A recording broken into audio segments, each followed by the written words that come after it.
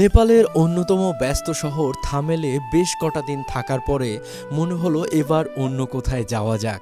তো নদীর কাছে এসে এই সুন্দর প্রকৃতি উপভোগ করতে করতে ভাবলাম যে এখান থেকে বাস যোগে পোখারায় যাওয়া যাক। তো যেই ভাবা সেই কাজ। তো ফাইনালি সকালবেলা চলে আসলাম বাস স্ট্যান্ড।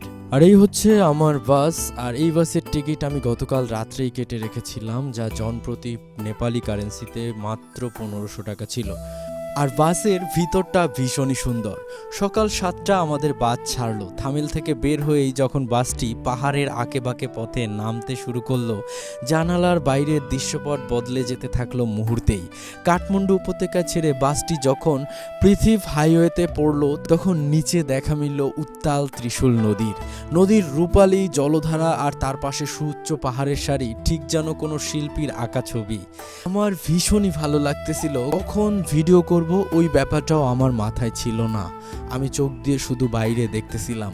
বাসের জানালা দিয়ে আসা হিমেল বাতাস মনে করিয়ে দিচ্ছিল আমরা হিমালয়ের কোলে খুব কাছে। পথে 2-3 জায়গায় বাস বিরতি নেওয়া হলো এবং এক জায়গায় বুফেতে খাওয়া দাওয়া হলো। পেট ভরে খেয়ে আবারও বাস তার গন্তব্যে ছুটলো। দীর্ঘ 7-8 ঘন্টার এক স্বপ্নীল যাত্রা শেষে পোখারা বাস স্ট্যান্ডে এসে নামলাম। সেখান থেকে বাইক যোগে সরাসরি একদম পোখারা লেক সাইডে পৌঁছে গেলাম এবং সেখানে একটা হোটেল নিলাম।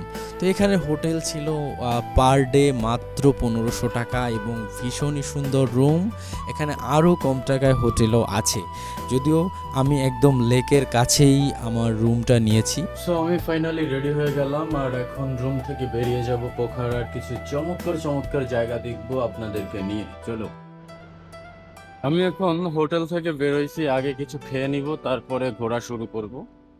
আর এইখানে একটা কলকাতার বাংলা হোটেল আছে, সেটার ভিতরে যাব, আপনাদেরকে সে ব্যাপারেও তথ্য দিব।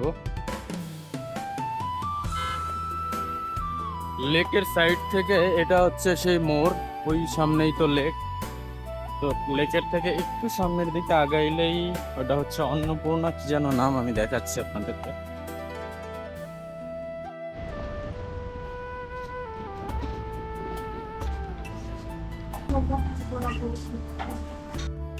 আচ্ছা, মাটন থালি 350 টাকা, ভেজ থালি 150 টাকা, ভেজ থালি করে 180 টাকা।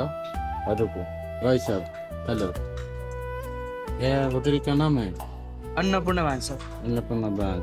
ये मटन थाली से क्या क्या खाता है? आपका राइस रहेगा, सीजन मिक्स वेज रहेगा, साग दाल अचार चटनी पापड़ सलाद। Okay, thank you. এদার হচ্ছে বেসিন, এখন বেসিনে যে হাত ধুয়ে আসবো।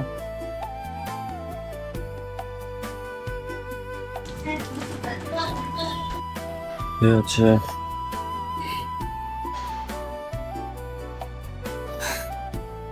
বিকেলের নরম আলো ছড়িয়ে পড়েছে ফিও লেকের ওপর।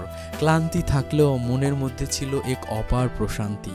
থামেল থেকে পোখারা এই বাস যাত্রাটি কেবল যাতায়াত নয়, বরং নেপালের প্রকৃত সৌন্দর্যকে খুব কাছ থেকে অনুভব করার একটা সুযোগ। আপনি যদি রোমাঞ্চ ভালোবাসেন এবং হিমালয়ের রূপ দুচোখ ভরে দেখতে চান, তবে থামেল থেকে বাসে পোখারা যাওয়ার এই অভিজ্ঞতা আপনার ঝুলিতে আজীবন জমা থাকবে। আর এই পরন্ত বিকালে ফিও লেকের সৌন্দর্য দুচোখ ভরে উপভোগ করলাম আর ফিও লেকের পাশে জাস্ট বসে সময় কাটালাম। তো ধন্যবাদ, আমি খুব কম ভিডিও করেছিলাম। যারা এই পর্যন্ত দেখেছেন ভিডিওটা, সবাইকে ধন্যবাদ। আপনারা ইউটিউব থেকে দেখলে ফলো করতে পারেন, পেজ থেকে দেখলে ফলো করতে পারেন, আর ইউটিউব থেকে দেখলে অবশ্যই সাবস্ক্রাইব করবেন। ধন্যবাদ।